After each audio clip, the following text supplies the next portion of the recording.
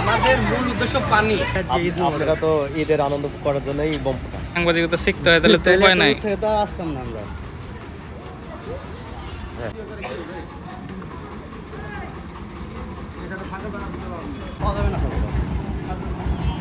কাছে যান না,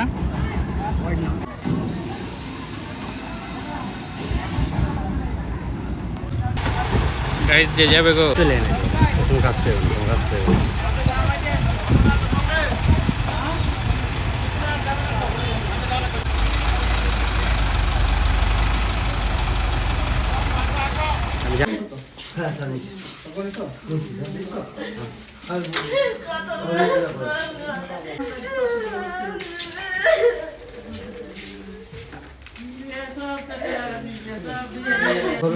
ঘরে কিচ্ছু না।